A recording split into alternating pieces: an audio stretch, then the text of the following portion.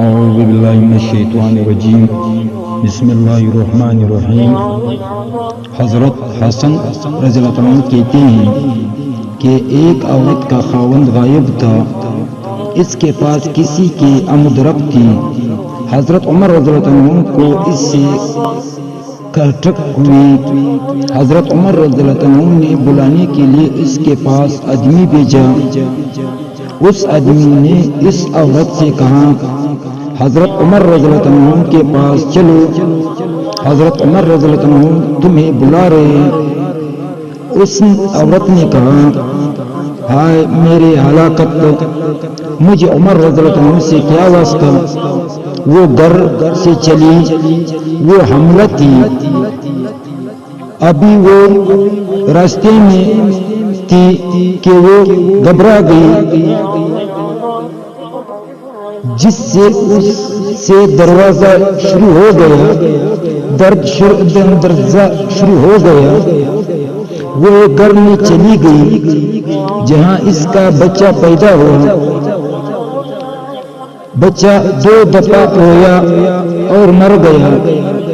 حضرت عمر رضی اللہ عنہ نے حضور صلی اللہ علیہ وسلم کے صحابہ سے مشورہ کیا کہ میرے ڈر کی وجہ سے وہ عورت گھبرا گئی، وہ بچہ قبل از وقت پیدا ہو گیا، اس وجہ سے وہ بچہ مر گیا، تو کیا اس بچہ کی یوں مر جانے کی وجہ سے مجھ پر کوئی چیز شرعاً لازمی آتی ہے؟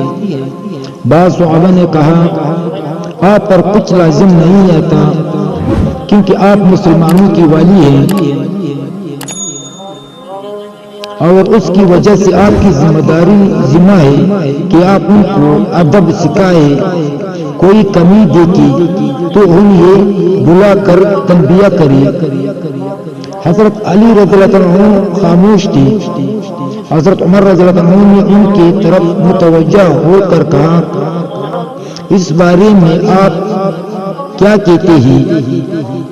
حضرت علی رضی اللہ عنہ نے کہا، اگر ان لوگوں نے یہ بات بغیر کسی دلیل کے محض اپنی رائے سے کہنی ہے تو ان کی رائے غلط ہے، اور اگر انہوں نے آپ کو خوش کرنے کے لیے یہ بات کہی ہے تو انہوں نے آپ کے ساتھ خیر خواہی نہیں کی۔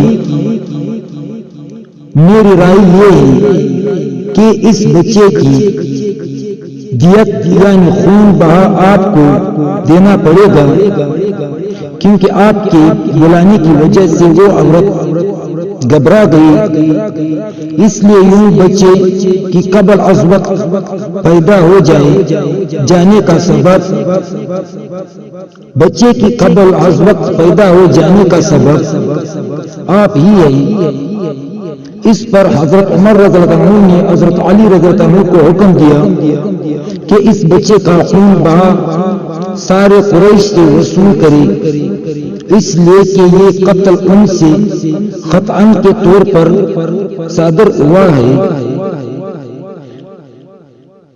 یہ اتنے بڑے امیر المومنین جو پوری دنیا پہ حکومت کرنے والا امیر المومنین تھا، وہ ایک کسی عورت کو بلاتے ہیں اور وہ عورت اپنی کارکردگی پہ شرمندہ ہے اور وہ اپنی شرمندگی سے اسے بچہ پیدا ہو جاتے ہیں، تو وہ امیر المومنین حضرت عمر رضی اللہ عنہ جو کہ وہ اپنے آپ کو قصوروار کرتا ہے کہ میں نے اس کو کیوں اس طرح بلایا کہ وہ ڈر گئے، حالانکہ امیر المومنین تھا اور اس کو یہ خوف ہو گیا کہ کیا اللہ پاک میرے کو اس گناہ پہ کیا یہ گناہ میرے اوپر آئے گا۔ تو پہلا صحابہ کرام سے پوچھا، پھر جو کہ ان اپنے دوستوں سے پوچھا، پھر جو کہ حضرت علی رضی اللہ عنہ کو حکم دیا کہ اس بچے کا خون پوری قریش جو کہ اس کا خون سارے وہ ایدیا دے گا۔